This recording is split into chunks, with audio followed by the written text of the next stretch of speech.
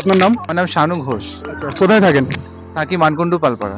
তো স্ট্যান্ডে তো মনে হয় মাঝে মাঝেই আসা হয়, কেমন লাগে স্ট্যান্ডে?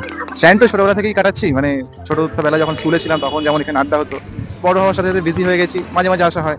এই যে স্ট্যান্ডের সাবস্টিটিউট কি অন্য ঘাট আপনি পান? অ্যাকচুয়ালি অনেক ঘাটেই যাওয়া হয়েছে, কলকাতা দিকে বাগবাজার, আহিটোলা, প্রিন্সেপগঞ্জ অনেক ঘাটেই গেছি, কিন্তু আমি চন্দননগরের মতো আলাদা অন্য কোনো জায়গা আমি হয়তো দেখিনি।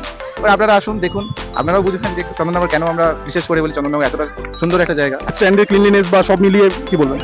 এখানে অ্যাকচুয়ালি সবাই মানে মোটামুটি অনেকে চেষ্টা করে স্ট্যান্ডটাকে মানে খুব পরিষ্কার পরিচ্ছন্নভাবে রাখার, কারণ আমরা মানে বয়স্ক থেকে শুরু করে একদম বাচ্চাদের মতো বয়সে সবাই মোটামুটি এখানে আসে। এবার আমরা এসে যদি পরিবেশটাকে সুন্দর পাই, আমাদের আরও মনটা ভালো হয়ে যাবে, সেই জন্য আমাদের এখানে বেশ সুন্দরভাবে মানে পরিষ্কার পরিচ্ছন্নভাবে মেনটেন করা হয়। Thank you so much. Thank you.